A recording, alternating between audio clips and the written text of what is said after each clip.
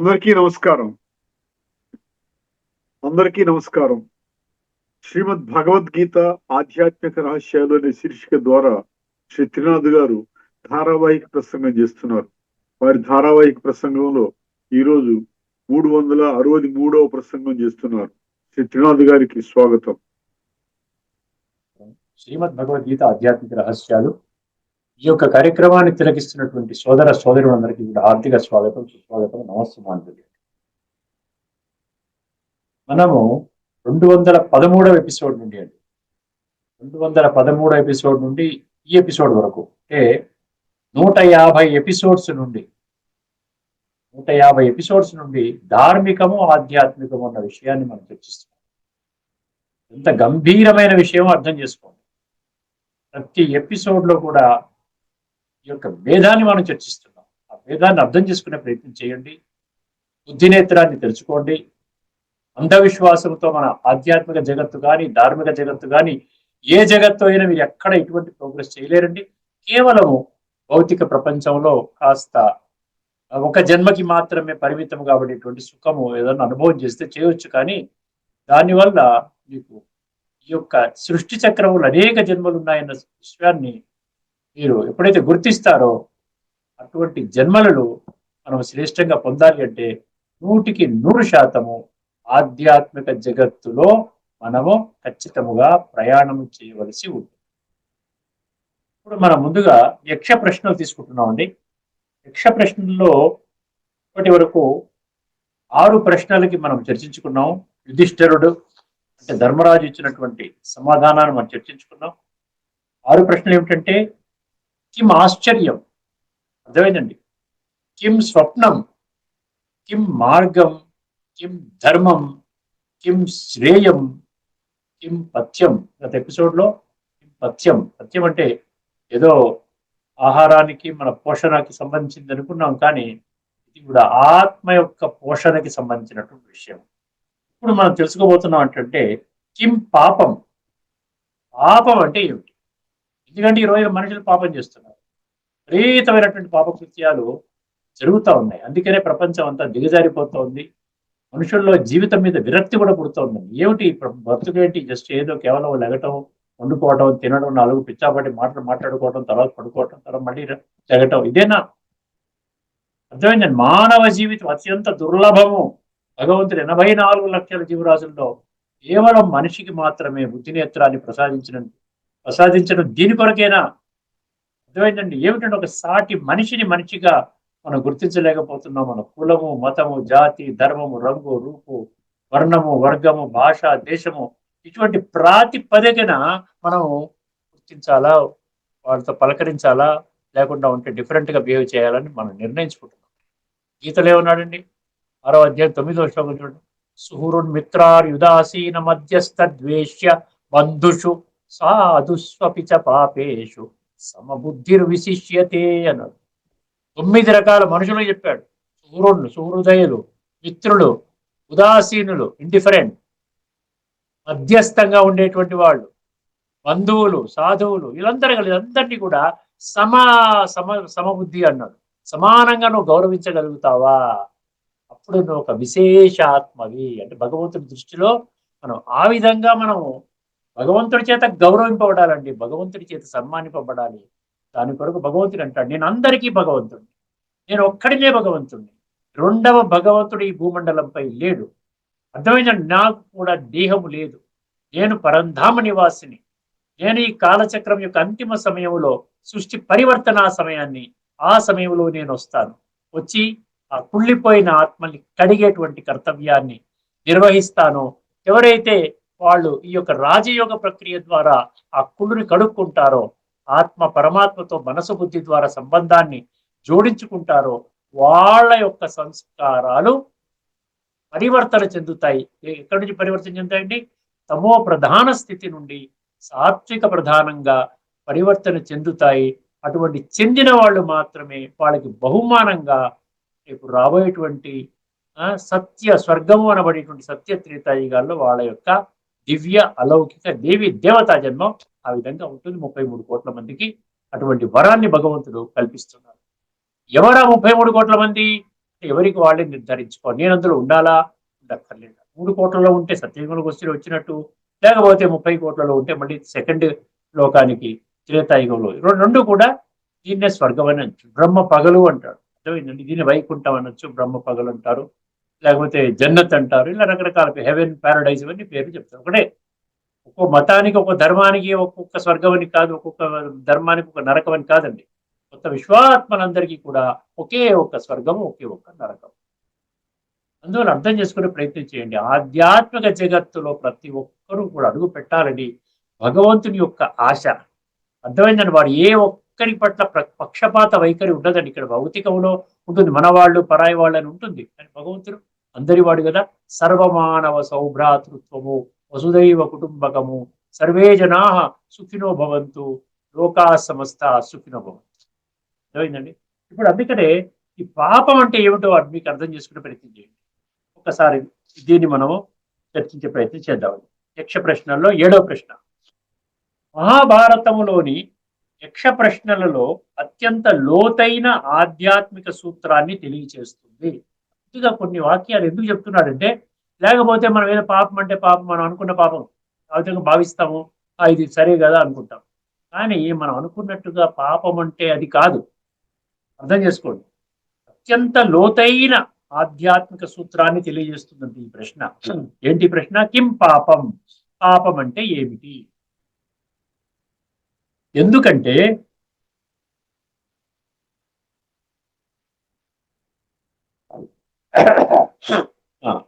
ఎందుకంటే పాపం అనే పదము సాధారణంగా మనుషులు బాహ్య కర్మలతో మాత్రమే అనుసంధానిస్తారు. అంటే ఏదో వాడు దొంగతనం చేశాడు పాపము, వాడు మోసం చేశాడు పాపము, కల్తీ చేశాడు పాపము, లేదా బ్లాక్ మార్కెటింగ్ చేశాడు పాపము, వాడు ఎవడో కొట్టాడు పాపము. ఇది కాదు. మనం పాపం అంటే అది అనుకుంటున్నాం. అర్థమైందండి. అందుకని ముందే క్లారిటీ ఇస్తున్నారు. సాధారణంగా మనుషులు బాహ్య కర్మలతో మాత్రమే అనుసంధానిస్తారు. కానీ యుధిష్ఠిరుడు ఏం చెప్పాడంటే, చెప్పిన జవాబు ఆ లోతు అంతకన్నా ఎక్కువ. మనం అనుకునే అది కాదు, అంతకన్నా చాలా లోతైనటువంటి విషయము అని చెప్తున్నాడు. ఏంటో అర్థం చేసుకునే ప్రయత్నం చేద్దాం. కిం పాపం అంటే ఏది పాపం? దానికి ఏం సమాధానం ఇచ్చాడంటే, యుధిష్ఠిరుడు ఏం చెప్పాడంటే, యక్షుడు ఏమడిగాడు? కిం పాపం. దీనికి యుధిష్ఠిరుడు ఏం చెప్పాడు? ధర్మరాజు అనుకంపార అని కాదు, అనుకంపారహితత్వం పాపం. అనుకంపారహితత్వం పాపం. ఇది గుర్తుపెట్టుకోండి, అండర్లైన్ చేసుకోండి. ఇప్పుడు అనుకంపారహితత్వం అంటే తెలుసుకుందాం. అనుకంప అంటే ఏంటంటే దయా, కరుణ, సానుభూతి అన్నాడు. అర్థమైందండి. దయా, కరుణ, సానుభూతి అంటే మెర్సీ, కంపాషన్ అంటాం కదా. కరుణ, భగవంతుడు కరుణామయుడు అంటారు కదా. అంటే దయాసాగరుడు. అర్థమైంది కదా. ఆ విధంగా సో మనం కూడా ఆ విధంగా ఉండాలంటే అనుకంప, దయా, కరుణ, సానుభూతి. రహితత్వం అంటే ఏంటంటే లేమి, లేకపోవడము. అంటే దయా, సానుభూతి, కరుణ లేకపోవడం అంట. అది పాపం అంట. అంటే చీదరించుకుంటాం చూసారా. మన వాళ్ళు అయితే ఒక రకమైనటువంటి ఒక స్మైల్ ఇస్తా, నమస్కారం, బాగున్నారా, ఎలా ఉన్నారు, చాలా కాలం అయిపోయిందని మీతో పలకరించి ఒకరు వస్తే పోరా అంటాం. ఇక్కడ భగవంతుడు ఏంటి? భగవంతుడి దృష్టి అంతా 850 కోట్ల మంది మనుషుల గురించి కదండి.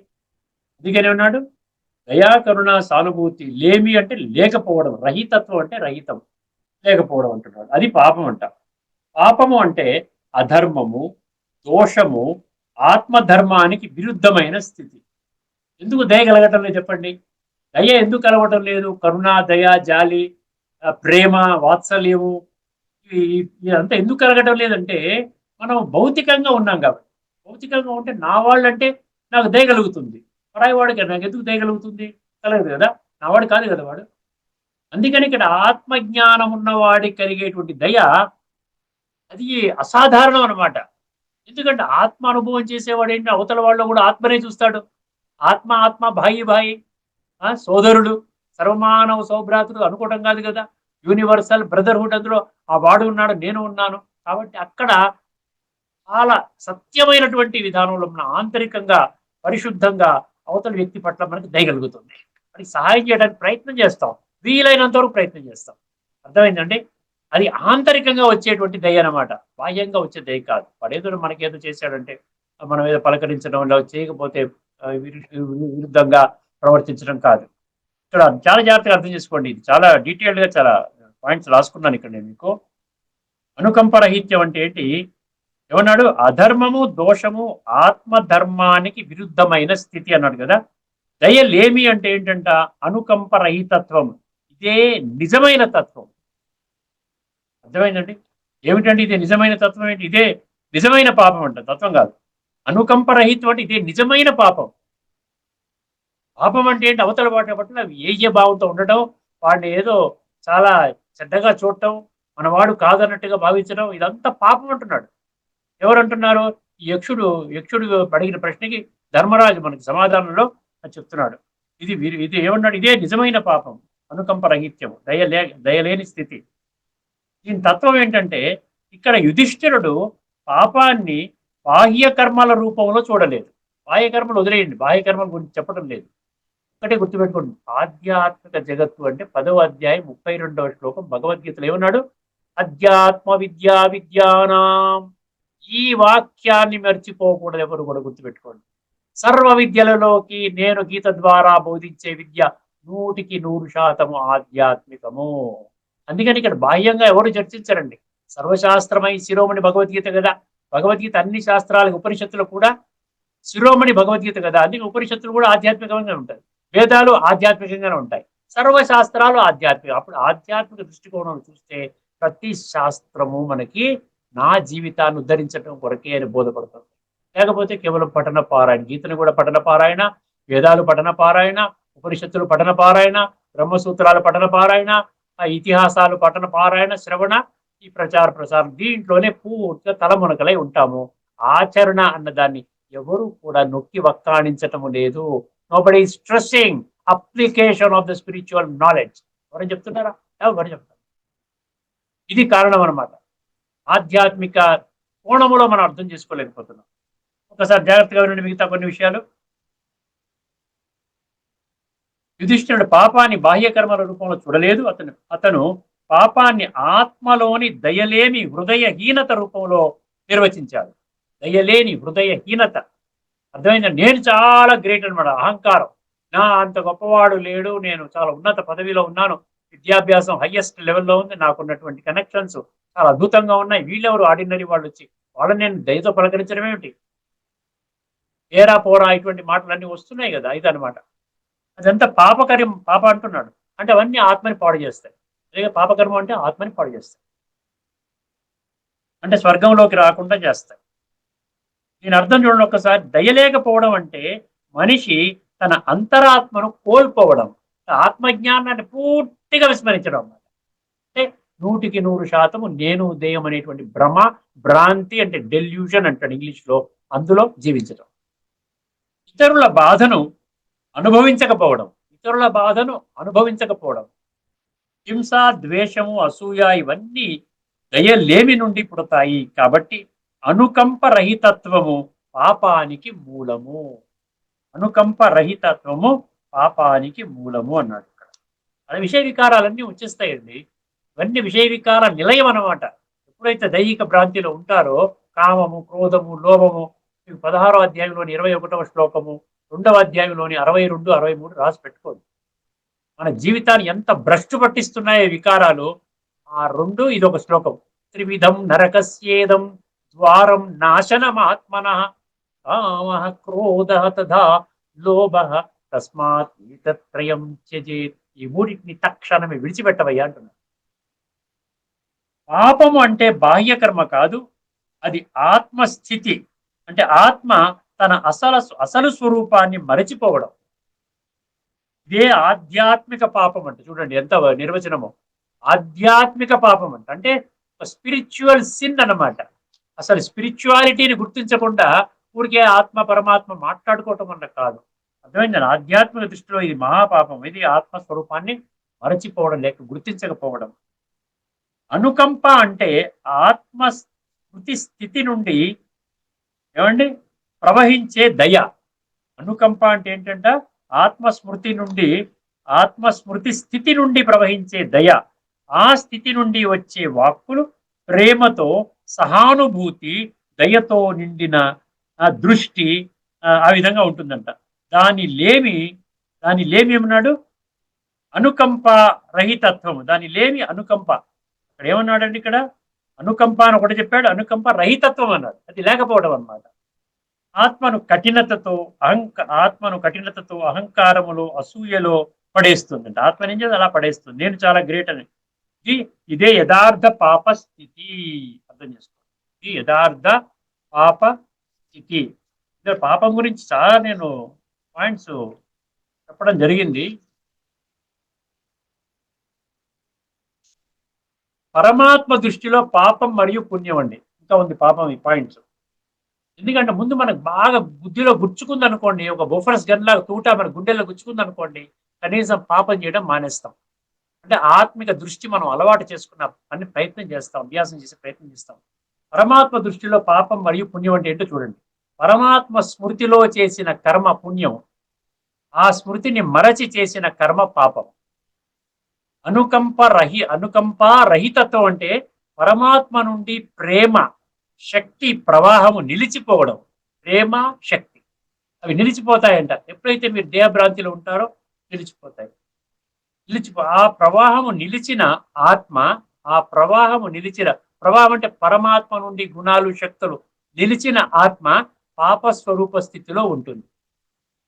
అంత క్లారిటీతో ఇస్తున్నాడు చూడండి. మనం ఇంత క్లారిటీతో ఇప్పుడు మీరు చర్చించుకుని ఉండరు, ఎవరు మీకు చెప్పి ఉండరు. ఎందుకంటే మనము శ్రీమద్ భగవద్గీతలో ఒక 360 ఎపిసోడ్స్ చర్చించుకున్న తర్వాత మనం ఈ ఉపనిషత్తులు చర్చించుకుంటున్నాం కదా, మీకు అర్థమవుతాయి. మీరు ఏ శాస్త్రంలో తీయండి, ఇప్పుడు మీకు అర్థమవుతుంది. ఎవరైతే సీరియల్లో ఈ 362 ఎపిసోడ్స్ ఏవైతే ఉన్నాయి వరుస క్రమంలో మీరు విన్నటువంటి వాళ్ళకి కాస్త ఆధ్యాత్మికత అంటే దాని మీద రుచి ఏర్పడుతుంది, పరమాత్మ మీద రుచి ఏర్పడుతుంది.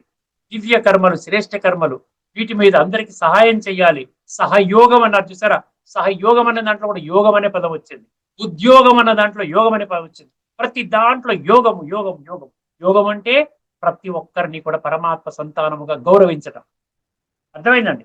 ఎంత చక్కగా చెప్తున్నాడు చూడండి. పాప స్వరూప స్థితిలో ఉంటుందంటే ఎప్పుడు పరమాత్మ నుండి ఆ కనెక్షన్ అంటే రాజయోగ స్థితి లేకపోయినట్లయితే మనం పాప స్వరూప స్థితిలో పడిపోతాం. ఇంకొక పాయింట్, దయ పరమాత్మ గుణము, పాపానికి విరుద్ధము.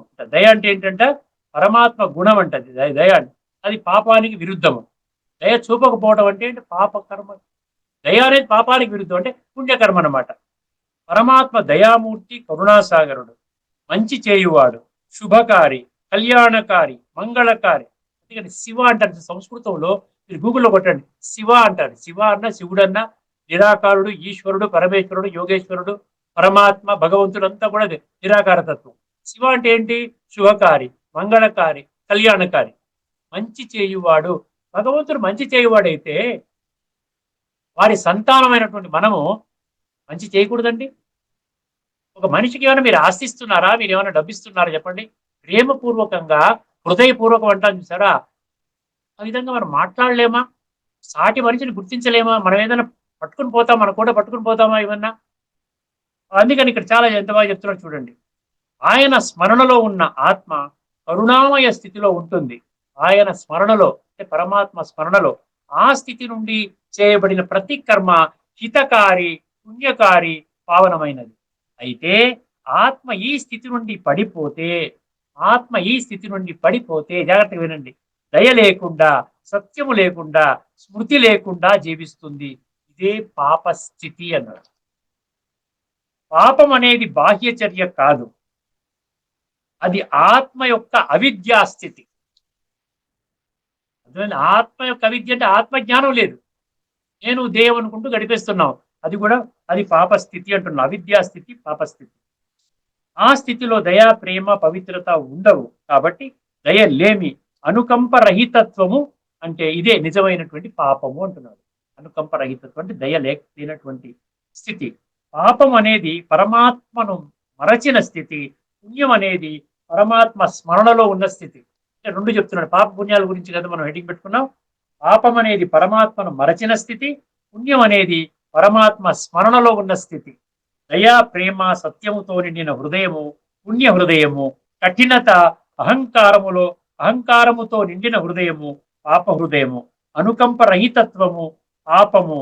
దయా మయ స్థితి పావనము, పావనత్వము. ఏమన్నాడు? అనుకంపరహితత్వం పాపము, దయామయ స్థితి పావనత్వం అన్నాడు. ఆఖరిగా ఒక మా వాక్యం అండి. ఈ యక్ష ప్రశ్న మనుషులకు ఒక అమూల్యమైన ఆత్మబోధ ఇస్తుంది. అమూల్యమైన ఆత్మబోధ ఇస్తుంది. పాపం అంటే తప్పు కర్మ కాదు, ఆత్మధర్మాన్ని మరచిన చైతన్య స్థితి. ఆత్మధర్మాన్ని మనం మర్చిపోయినటువంటి స్థితి అన్నమాట. అది పాపం గురించి. కిం పాపం అంటే ఇంత ఎక్స్ప్లెయిన్ ఇచ్చాడంటే ఆధ్యాత్మిక జగత్తులో ఉన్నటువంటి విషయాన్ని అక్కడ చర్చించడం జరుగుతుంది. ఇప్పుడు మనము సృష్టి చక్రము ముఖ్యమైన విషయం చర్చించాలండి. అద్భుతమైనటువంటి శ్లోకం మీ దృష్టికి తీసుకొని వస్తున్నాను. 8వ అధ్యాయంలోని 16వ శ్లోకం. చాలా జాగ్రత్తగా వినండి. ఎందుకంటే భాష్యకారులు కొన్ని వాళ్ళకి అర్థమైనంత వరకు కరెక్ట్ గానే రాశారు. కొన్ని విషయాలు అర్థం కానప్పుడు ఏం చేశారు? తప్పుగా రాశారు. అర్థమైంది. మళ్ళీ భగవంతుడు దాన్ని కరెక్ట్ చేస్తూ ఉన్నారు. ముఖ్యంగా పునర్జన్మ నవిద్యతే అన్న ముఖ్య విషయాన్ని మనం 8 శ్లోకాల్లో వచ్చింది. అర్థమైందండి. 8 శ్లోకాల్లో మనకేంటి? పునర్జన్మ ఉండదు. ఇప్పుడు గత ఎపిసోడ్ లోను ఇప్పుడు ఈ ఎపిసోడ్ లో చెప్పబోయే శ్లోకము ఏం చెప్తున్నాడు తెలుసండి? చాలా జాగ్రత్తగా వినండి. శ్రద్ధావాన్ లభతే జ్ఞానం.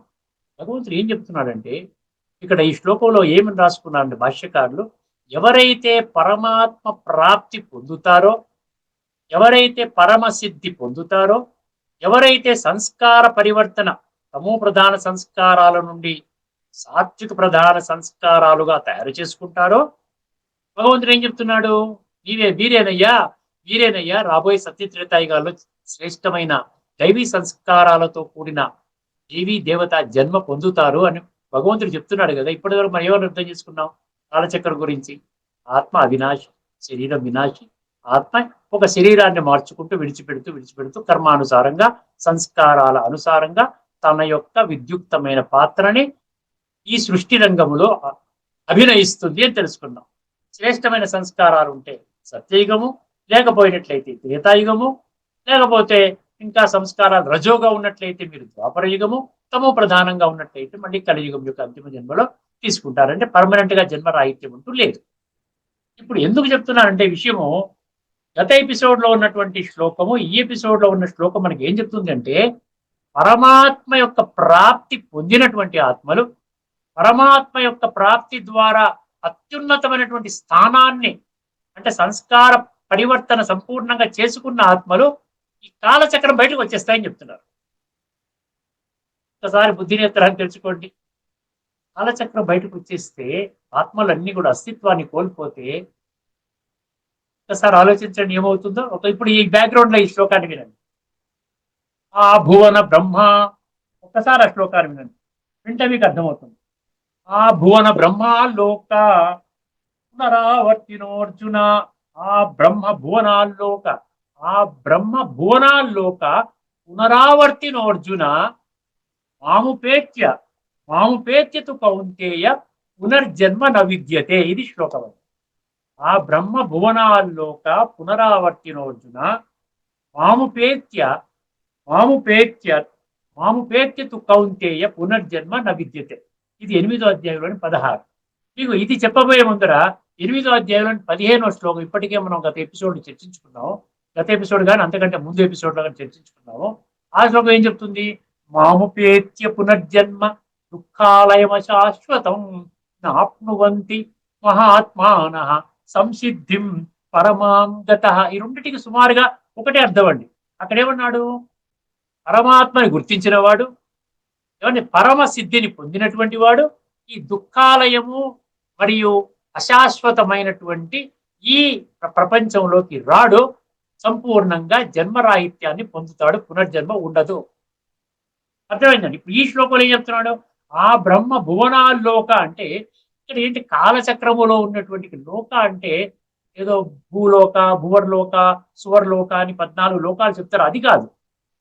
ఇక్కడ కాలచక్రంలో తిరుగుతాయంటాడు. పునరావర్తినోర్జున అంటే ఈ కాలచక్రంలో తిరుగుతాయి ఈ రకరకాల స్థితిగతులు.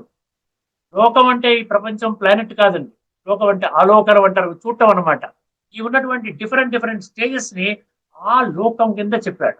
ఆ బ్రహ్మ భువనాల్లోక పునరావర్తి అంటే కాలచక్రం నుంచి బయటికి రావంట. అవి తిరుగుతానే ఉంటాయి. ఎవరు బయటకు వచ్చేస్తారంట? చూడండి, ఎవరు ఎవరు బయటకు వచ్చేస్తారంట? మాముపేత్య. మాముపేత్య అంటే, ఉపేత్య అంటే పొందడం. మాం అంటే నన్ను, అంటే భగవంతుడు అంటున్నాడు కదా, నన్ను పొందినవారు, నన్ను పొందిన మాముపేత్య కౌంతేయ. కౌంతేయ అంటే కుంతి పుత్రుడు, అంటే కుంతి అంటే ధరణి. ఈ ధరణి ఉన్నటువంటి నా బిడ్డ మాముపేత్య కౌంతేయ పునర్జన్మ నా విద్యతే. ఇప్పుడు అర్థం చేసుకునే ప్రయత్నం చేయి. అంటే పరమాత్మని ఎప్పుడు పొందుతాం మనం? పరమాత్మని పొందిన వాళ్ళు జన్మరాహిత్యము అంటే ఈ కాలచక్రం నుంచి బయటపడతారు.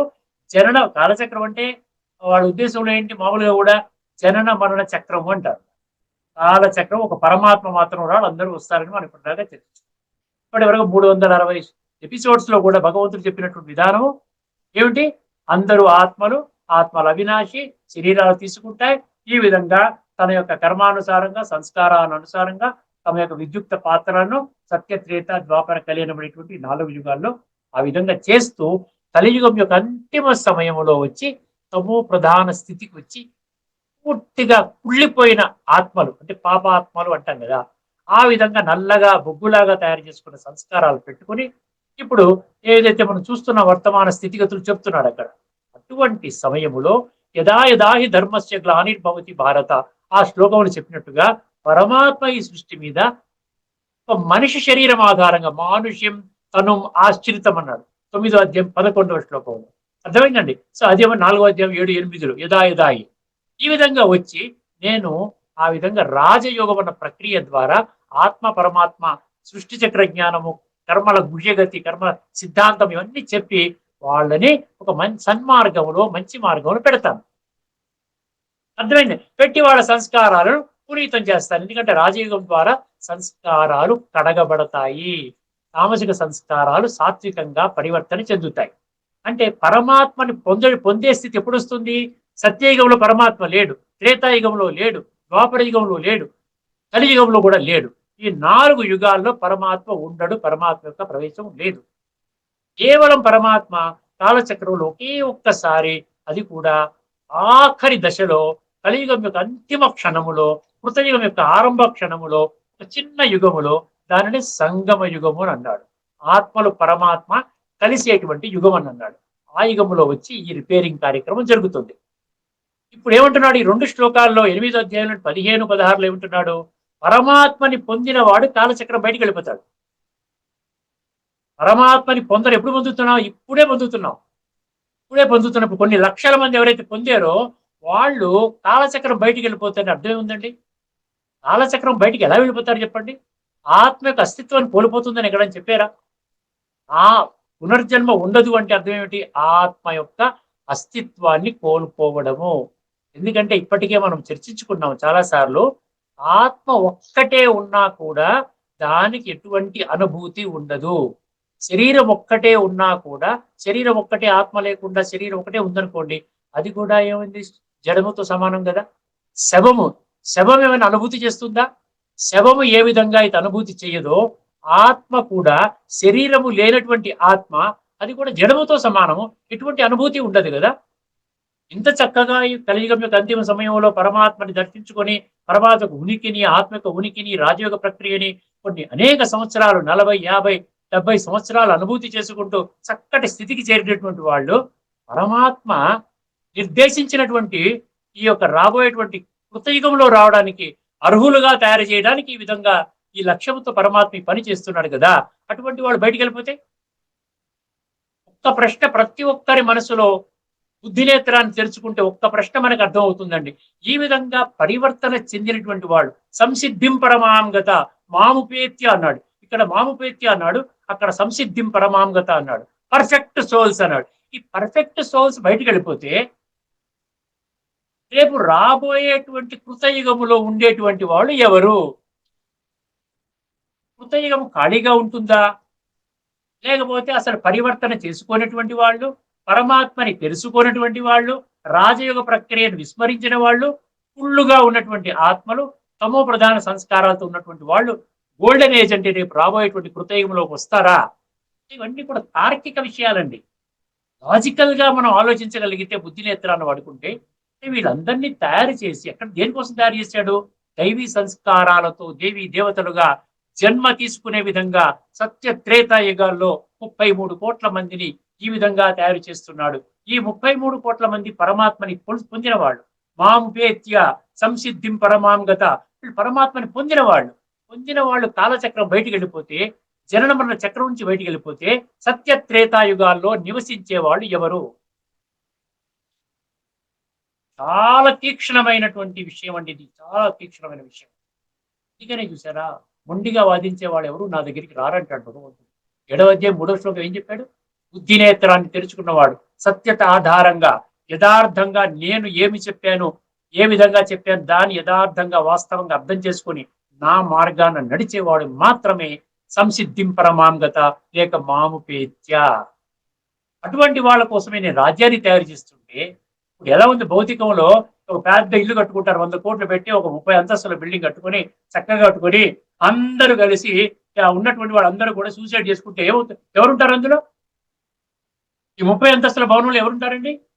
పనికిరాని వాళ్ళు పోకిరి వాళ్ళు, అడుక్కునే వాళ్ళు తిరుగుతారు. ఎవరు లేరంటండి, యజమానులు ఎవరు లేరంట. 30 అంతస్తుల బిల్డింగ్ కట్టుకొని ఆ 100 మంది కూడా సూసైడ్ చేసి చచ్చిపోయారండి. ప్రాక్టికల్ గా ఆలోచించాలి ఇది. అందుకని భగవంతుడు ఏమంటున్నాడు ఇక్కడ ఇప్పుడు మీకు అర్థమవుతుంది. అటువంటిది ఏమి లేదు నాయనా. పునర్జన్మ రాహిత్యం అనేది ఆత్మకి ఉండదు.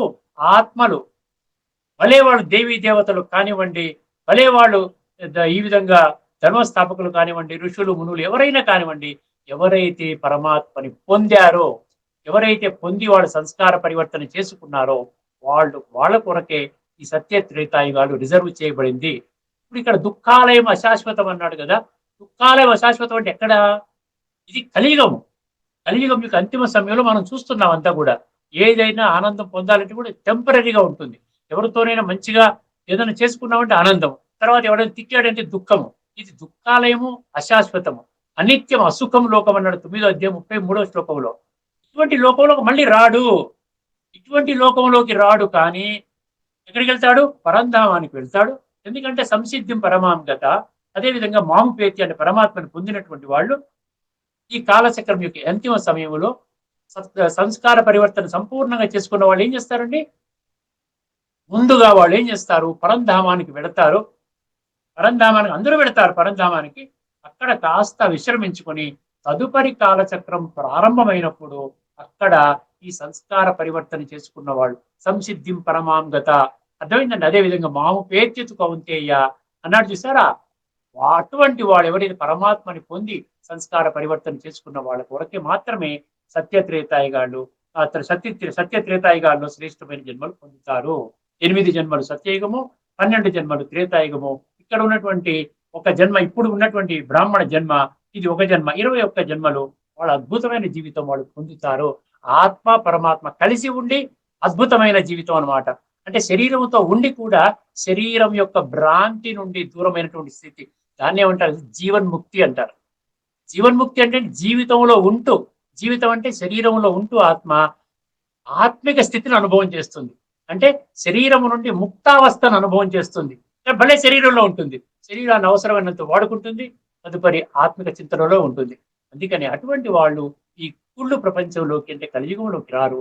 వాళ్ళు కాలచక్రంలో నంబర్ 1 యుగమైనటువంటి సత్యయుగంలోకి వస్తారు. తర్వాత అలా విధంగా త్రేతాలోకి, తర్వాత వాళ్ళు కాలక్రమాన చక్రం అనుసారంగా వాళ్ళు ఆ విధంగా తయారు చేసుకున్న సంస్కారాల అనుసారంగా వాళ్ళ పాత్రని అభినయిస్తారు. కానీ వాళ్ళు అటువంటి వాళ్ళకి హైయెస్ట్ ప్రాప్తి పొందినటువంటి వాళ్ళకి జన్మరాహిత్యం అంటూ ఉండదు అంటున్నాడు పరమాత్మ. అర్థమైంది? ఇది లోతైన విషయం అండి. తీక్షణంగా అర్థం చేసుకుంటే మీకు అర్థమవుతుంది. ఇందులో కాస్త బుద్ధినేత్రాన్ని, కాస్త లాజిక్ ని, కాస్త ఇంగిత జ్ఞానాన్ని మనం అప్లై చేస్తే ఈ విషయం మనకి స్పష్టమవుతుంది.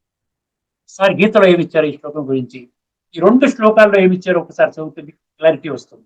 నా ఉద్దేశం ఏంటంటే మీకు ఆ స్పష్టత రావాలి. పరమాత్మ చెప్తున్న స్పష్టత, నేను చెప్తున్నది నా సొంత స్పష్టత కాదు. పరమాత్మ చెప్పినటువంటి విధానం చెప్తున్నా. పరమాత్మ స్వర్గాన్ని స్థాపన చేస్తుంటే ఆ స్వర్గములో అర్హులైనటువంటి వాళ్ళని జన్మరాహిత్యం అని చెప్పి వాళ్ళని బయటికి పంపించేస్తే స్వర్గములో ఎవరు నివసిస్తారు? నివాస యోగ్యుల్ని బయటికి పంపించేస్తే ఇంకా స్వర్గం ఖాళీగా ఉంటుంది కదండి. ఇంకా స్వర్గం ఖాళీగానే ఉంటుంది. అంత పెద్ద వైకుంఠం అని అనుకుంటున్న దాన్ని ఎవరు ఉండరన్నమాట. ఇక్కడ 33 కోట్ల మందికి అది రిజర్వ్ చేయబడింది. 33 కోట్ల మందే పరమాత్మను తెలుసుకుంటారు, వాళ్ళే సత్యత్రేతాగంలోకి వస్తారు. ఇప్పుడు 8వ అధ్యాయంలోని 15వ శ్లోకం చూడండి, మరొకసారి అర్థం చేసుకుంటే మీకు చాలా క్లియర్గా అర్థమవుతుంది. పరమసిద్ధిని పొందిన మహాత్ముడు నన్ను చేరిన పిదప దుఃఖములకు నిలయమైన క్షణభంగురమైన పునర్జన్మను పొందరు. ఇది తప్పు. రెండవది 16వ శ్లోకం, అర్జున బ్రహ్మలోక పర్యంతము ఉన్న సమస్త లోకములు అంటే ఇక్కడ వేరే వేరే ప్లానెట్స్ అని చెప్పి 14 లోకాలు అని చెప్పి 14 లోకాలు ఎవరు ఎక్కడ మనుషులు లేరండి అక్కడ. అర్థం, ఇది ఏమన్నాడు, స్థితులు అన్నాడు. ఎందుకంటే పునరావర్తినోర్జున అన్నాడు కదా, వాళ్ళు ఈ చక్రంలో తిరుగుతారంటే ఈ చక్రంలో సత్య త్రేత ద్వాపర కలిలో ఉన్నటువంటి రకరకాల స్థితిగతులు చెప్తున్నాడు. పునరావృత్తములు కౌంతేయ, ఈ లోకములన్నీయును కాలమునకు పరిమితమైనవి, 5000 సంవత్సరాల కాలమును పరిమితమైనవి. కానీ నేను కాలాతీతుడను కనుక నన్ను చేరిన వారికి పునర్జన్మ ఉండదు. అర్థమైందండి. ఇక్కడితో మనం ఈ చర్చను ముగించుకుందాం. తదుపరి ఎపిసోడ్లో ఇంకొక 2 శ్లోకాలు మిగిలి ఉన్నాయండి. పునర్జన్మ ఉండదు అనే శ్లోకం. ఎందుకంటే అంశం ప్రకారంగా మనం చర్చిస్తున్నాం. లేకుండా ఉంటే ప్రథమ అధ్యాయం 2వ అధ్యాయం అలా చదువుకుంటూ వెళ్తే మీకు ఏమి అర్థం కాదు. ఏదైనా వేదాలు కానీ ఉపనిషత్తులు కానీ అంశం ప్రకారంగా నేను తీసుకొస్తున్నాను మీ దృష్టికి. అప్పుడు ఏమవుతుంది, కాస్త బుద్ధిలో కూర్చుంటుంది అనేటువంటి ఒక ఆలోచన అన్నమాట. అర్థమైందండి. అదేవిధంగా మరో 2 శ్లోకాలు ఉన్నాయి. తదుపరి 2 ఎపిసోడ్స్ లో ఆ 2 శ్లోకాలు పూర్తి చేసుకుంటే ఈ అంశము మనకు పూర్తి అవుతుంది. అదేవిధంగా యక్ష ప్రశ్నము 8వ ప్రశ్న చర్చించుకుందాం. ఇప్పుడు రాబోయే ఎపిసోడ్ లో మనం ఉపనిషత్తుల విషయాన్ని ఇప్పుడు మనం చర్చించుకోలేదు కాబట్టి ఉపనిషత్తుల యొక్క ఆధ్యాత్మిక రహస్యాన్ని తెలుసుకునే ప్రయత్నం చేద్దాం. అంతవరకు సెలవు. అందరికీ నమస్కారం. లోకా సమస్త సుఖినో భవంతు. ఓం శాంతి. శ్రీమద్ భగవద్గీత ఆధ్యాత్మిక రహస్యాలు, వాటి తాత్విక రహస్యాలను, తాత్వికతను సవివరంగా విశ్లేషించిన శ్రీ త్రినాథ్ గారికి ధన్యవాదాలు.